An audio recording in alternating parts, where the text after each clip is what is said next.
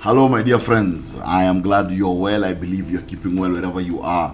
These are, the relationship reflections with me, Victor Salamba, and I'm glad you've taken time to join me this wonderful day. My dear friends, I've been doing a lot of marriage counseling for the past 15 years, and there are things that I've come to learn over time.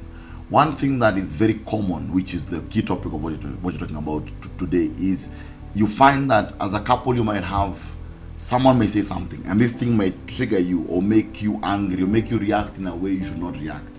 Or have you ever told your partner something and you find that the thing you told them, they overreact in a particular way? Today I'm talking about triggers, and I'm talking about how to manage triggers and how to deal with triggers. Because there are times when we are triggered by things or by circumstances or by situations, and these things affect the relationship as a whole.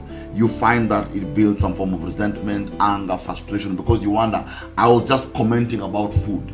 I was just saying that the food needs to be made in a different way. Or not just commenting about how your family does things. There are things that you just said out of a good place, but your partner overreacted, or yourself, you overreacted. Now, every trigger is born from trauma. Let's be very clear. There's a level of trauma that provokes or create that trigger, because a trigger is something that is within your memory, either your emotional memory, your mental memory, your physical memory. There is something that happened to you very many years ago or a while back, and whenever someone does anything quickly, it provokes a particular reaction. Now we're going to look at ways to deal with triggers in our relationships and how we manage each other. Number one is we must recognize the trigger. Number one is you must recognize the trigger. This means that I need to look at the patterns that my partner has. I need to look at the pressure points. I need to recognize what I said and how they reacted. I need to recognize what the backstory is. Recognition is important because whatever you know you can manage. What you don't know, you cannot manage. So it's important. The first thing to do is I need to recognize, I need to know that what is this that I said. Every time I talk about my partner's mother, there's a reaction. Every time I talk about finances, there's a reaction. Every time I talk about sex, there's a reaction. It's because there's a trigger that is tied to it. So when I recognize that, once I have recognized, it's easy for me to know these are dangerous areas to go to. Now, we are not working on a way to avoid. You're working on a way on how to deal with them. So the next thing you must do is, after you have recognized them now, is also rate the atmosphere. The second thing, rate the atmosphere.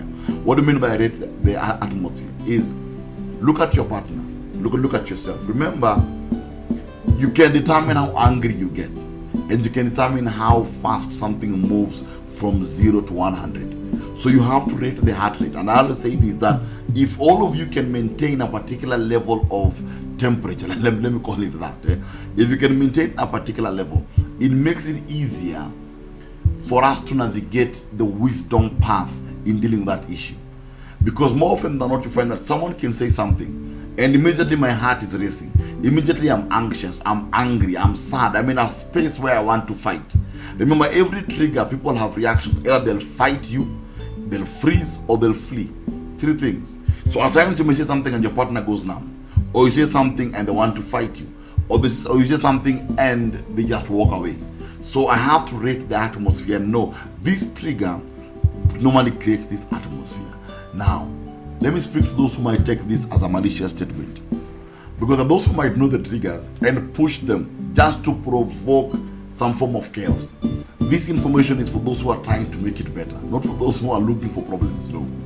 Number three thing you must do, my dear friends, is to react. Remember, every time a trigger has been pushed, there's a reaction. You can't be proactive in a trigger. You cannot be active when a trigger has come. You are reactive. When you press an alarm, the security company will react. They won't act, they will react. You see, when you shout for help, the person will react, they will not act. So in my understanding, when I say something or something has happened and I find my partner is angry, they're over the moon, they're upset about something, I know I'm in the line of reaction. I'm no longer acting now, I'm in reaction. And in reaction, I must begin to measure, how do I want to react? Do I want to escalate or de-escalate? I have a question in my head quickly. And I must know that since I have recognized that there's a trigger, since I've recognized that this is a trigger point, then now I'm reacting, I need to measure my level of reaction. I must understand that my reaction will determine the outcome of that particular conversation. Number 4 thing you must do now, after you have measured your reaction, is now release the right response. Release the right response. What does Victor mean by release the right response? In responding, when your partner has a trigger, there are key ways to respond. Number 1 is to offer a level of reassurance. Number 2 is to be aware, be present. Your response must show a level of reassurance, must show a level of affirmation, must give a level of security. At times, your response might involve just giving them a simple hug. At times, your response might be a simple smile. At times, your response might be saying, explaining what it was. The point is that your response must reassure, it must reaffirm who they are to you and how important they are to you. And also it must bring it to a place of peace. It must rebuild security. Then number 5, my dear friends, is this: you need to reason through it together. What do I mean? I mean that at the right time, sit with your spouse and say, every time I talk about your mother, you hit the roof. Every time I talk about weight, you hit the roof. Every time I talk about education, you hit the roof. Every time I want to correct on something, you're always defensive. You're always fighting back. Help me understand you. What is it about this? And the person might, if it's in a safe space, they'll say, you know what? The truth is that my mother means this to me.